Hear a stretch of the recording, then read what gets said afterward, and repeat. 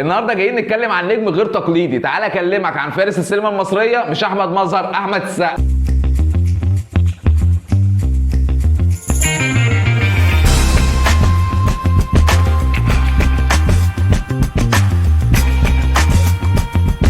احمد السقا من النجوم اللي اخد فرصه في ادوار صغيره لحد ما جه دوره في فيلم همام في امستردام. ده كان وش السعد عليه. اياميها ما كانش فيه الخط ده بتاع نجوم الاكشن، ما كانش فيه شباب اصلا في السينما. فلما احمد السقا عمل مشهد في فيلم همام فيه اكشن جامد وعمله بنفسه، اللي هو كان المفروض عربيه وعصابه تجري وراه وهو نط من مكان كده من فوق لتحت وهو راكب العربيه، اللاين ده نجح قوي مع الجمهور لان ما كانش فيه حد اصلا في الحته دي، والمنتجين خطفوا احمد السقا وابتدوا يعملوا بيه افلام الاكشن. بس كان الطبيعي ان اي نجم اكشن بيبقى ليه دايما دوبلير بيجي في المشاهد الخطره، والدوبلير ده وظيفته ان هو بيأديها. الا عند احمد السقا بيحب يعمل المشاهد بتاعته بنفسه. تعال احكي لك على مجموعه من المشاهد اللي كانت خطره جدا عليه وفعلا اتعرض لاصابات خطيره، منها انه كان بيحط ايده على جسمه الجلد بيطلع. انت متخيل لدرجه ايه؟ تعال اقول لك على اول حادثه. يعني مثلا بدايتها في فيلم افريكانو لما نط من الشلال، بس دي نعديها. عارف نطه كوبري قصر النيل في فيلم تيتو؟ النطه دي كان لها حسابات كتير، مش يلا نط ومركب تحت مستنياه وخلاص. احمد السقا اصلا ما كانش هو اللي هينط النطه دي، كان في دوبلير المفروض هو اللي هينط، وجا في الاخر خالص والدوبلير بعد ما جهزوا كل حاجه وقفلوا كوبري قصر النيل. انت فاهم يعني ايه يقفلوا كوبري قصر النيل؟ الدوبلير خاف وقال انا مش هنط. يعني ايه؟ اليوم اتضرب ومفروض هنعيده تاني. جاء احمد السقا معاه اندرو ماكنزي اللي هو كان بيثق فيه جدا وهو اللي مكمل معاه الاكشن في كل افلامه، قال انا اللي هنط واليوم مش هيتضرب. وجهز احمد السقا وابتدى ان هو هينط، ونزل تحت غواصين كانوا مستنيين وقالوا له خلي بالك انت اول ما هتنط هتنزل تحت النيل، تحت عتمه خالص مش هتشوف اي حاجه، وورد النيل لو لف عليك هيمسك جامد ومصعب ان احنا نعرف نطلعك بسرعه. خد بالك وهو بينط لازم يبقى نازل واقف. قالوا له لو جسمك جه كده ولا كده انت ممكن تنزل تتكسر شبه توم وجيري كده بالظبط. فالموضوع خطر من جميع النواحي. كان معاه ساعتها طارق لطفي الممثل صاحبه طبعا من ايام صعيدي في الجامعه الامريكيه، وحاول يقنعه ان هو ما ينطش، بس احمد السقا لما صمم طارق لطفي سابه ومشى، ما قدرش حتى ان هو يحضر المشهد وهو بيتعمل. وعايز اقول لك ان الحمد لله احمد السقا كان خايف بس عمل المشهد ونط ونزل وجابوه وطلع فعلا وجا المخرج الكبير طارق العريان قال له هايل بس بعد اذنك ممكن نعيده تاني. يا نهار اسود هنعيده تاني؟ بس فعلا احمد السقا عاده تاني مره عشان خاطر كان في كاميرات ما لقطتوش كويس. ودي كده حاجه بسيطه عن اللي لسه هنقوله. طب تعرف انت فيلم مافيا؟ احمد السقا كان عنده مشاهد كتير جدا فيها اكشن، منها لما كان بينزل على الجبل اللي هو مفروض لما اخدوا احمد السقا عشان خاطر يدربوه في اسوان، ومشهد فيه بيجيب فيه رهينه وبينزل من على الجبل كده اللي هو احمد رزق. لما جم يصوروا المشهد ده محدش طلع من الكرو على الجبل عشان خاطر رجليهم ما تبصمش في الرمل، قال له واحد بس قاعد على خشبه وسحبوه لحد فوق. احمد السقا اول ما قالوا اكشن وابتدى ان هو ينزل لاحظ ان جسمه عمال يتشوه. طبعا في الاماكن الصحراويه في ساعات بتبقى حاجات طالعه كده انا مش عارف اسمها ايه شبه الشوك، كل ده بقى بيخش في جسمه. هو مش عايز يفصل المشهد عشان ما يعيدوش تاني. كمل كمل كمل. ولما نزل تحت ابتدوا يشوفوه قعدوا 3 ايام بيطلعوا حاجات من جسمه رفيعه كده، غير طبعا الحاجات اللي في راسه وفي وشه، والدنيا كانت بايظه خالص. بعد المشهد ده كان عنده برده في مافيا في مشهد ان هو المفروض نازل فيه في نهر. المشهد ده هو كان هيغرق فيه بجد لولا ستر ربنا، لان هو كان ماشي مع اتجاه النيل ففضل يعوم يعوم وهو مش واخد باله من السرعه الرهيبه اللي هو ماشي بيها لحد ما المركب اللي كان المفروض هتاخده ما عرفتش تاخده. ولولا ستر ربنا وحد من الكرو عرف ينقذه كده بطريقه كان برده احمد السقا راح فيها. بس يسكت احمد السقا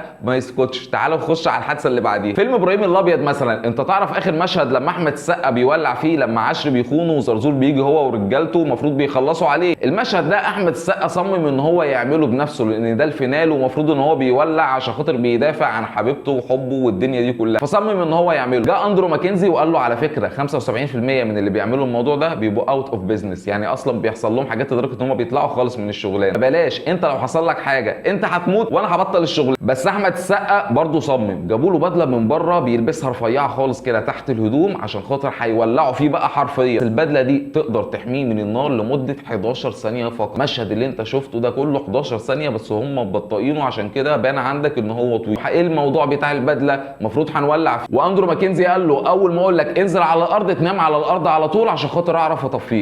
تمام 11 ثانيه بس، بعد ال 11 ثانيه النار هتمسك فيك انت شخصيا خد بالك. ومع ذلك احمد السقا لبس البدله وابتدى ان هو يعمل المشهد. اول بقى له اكشن ورموا المولوتوف واحمد السقا ولع، هو اندمج زياده عن اللزوم. اندرو ماكنزي بقى عمال يقول له انزل على الارض انزل على الارض، وهو اصلا مش سامعه. هو مره واحده حس بخبطه على راسه، اندرو ماكنزي كان في ايده حاجه راح ضربه بيها على راسه، راح واقع على الارض ومطفينه. خلص المشهد وجا طبعا المخرج الكبير مروان حامد سقف له وقال له هايل يا احمد، بس في تفصيله كده، ايه رايك لو نعيد المشهد تاني؟ عارف الغريبه ان مروان حامد يقول له كده، بس الاغرب ان احمد السقا يوافق وعمل المشهد تاني. هم كانوا جايبين بدلتين لبسهم الاثنين احمد السقا وعاد المشهد عشان يصوروه من كذا زاويه. احمد السقا بنفسه بقى هيولع مش الدوبلير ده، احنا كده نعمل له كل حاجه، نعيد المشهد تاني. وتعاد المشهد ونجح نجاح رهيب طبعا. طبعا تعرف فيلم هروب اضطراري كان معاه امير كرارة وغادة عادل ومصطفى خاطر، كان المفروض في مشهد وهم بيهربوا فيه من فتحي عبد الوهاب الشرطه يعني، المفروض وهم في العماره هيطلعوا من بلكونه، المفروض ان هم يلاقوا حاجه قصادهم ينزلوا عليها. فلما جاء امير كرارة محمد السبكي بيتكلم معاه وبيقول له ها مين فيكم بقى هينفذ ومين دوبلير. امير كرارة ما كانش يعرف التفاصيل، هو عارف انه هيطلع من بلكونه ينزل من على حاجه، بس فاكر الموضوع في البسيط يعني. فجاء السبكي قال له الموضوع في الدور ال47. راح جاي امير كرارة قال له بص بقى يا حاج محمد عشان من الاول نتفق، انا يا اما هعتذر عن الفيلم يا اما تغيروا المشهد ده،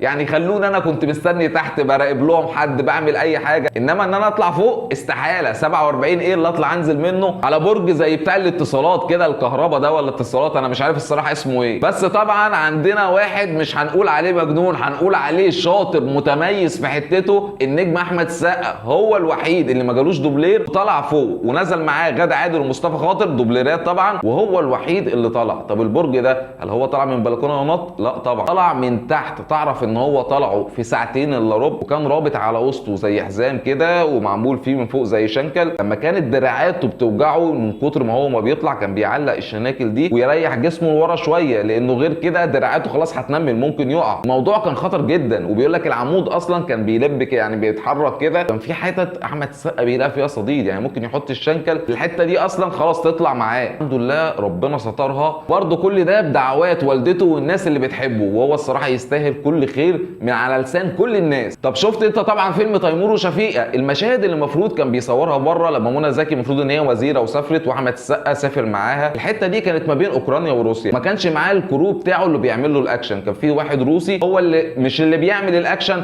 هو اللي كان ماسك القنابل اللي هتتضرب. المفروض ان في مشهد احمد السقا واقف فيه وفي 4 قنابل بيتضربوا من كذا حته، القنبله اللي تحتيه رقم 4 المفروض ان هو بيضرب 1 و2، ولما يضرب 3 احمد السقا ينط يقوم جاي ضارب 4. اللي حصل ان الشخص الروسي ده راح جاي ضارب 1 2 4، وهو السقا واقف مره واحده لقى الجزولين ضرب من تحت رجله، النار طلعت مسكت فيه فعلا حرفيا، هتشوفوا صور وهتشوفوا حاجات. السقا لما نزل كمان درجه الحراره بتاعت الميه تلج، كان فيه اللي هو زي التلج اللي هو شبه الازاز ده، هو لما نزل والجازولين كمان نزل وراه هو ما كانش شايف اي حاجه، هو طالع يعني راسه اتعورت من هنا اصلا وهو طالع من التلج اللي موجود ده. لما طلع الناس كلها ما هو بيقول لك انا اتفاجئت محدش قال لي برافو شاطر الشوط خالص اي حاجه، كله قاعد بيبص لي بيقول لي انت لسه عايش. عارف بقى المشكله في ايه؟ ان السقا ما كانش حاسس باللي هو فيه، طلعوه السقا بيحط ايده على جسمه وبيعمل كده لقى جلده طالع في ايده ورا القميص. هم بقى لما شافوا هدومه وهو نفسه شاف نفسه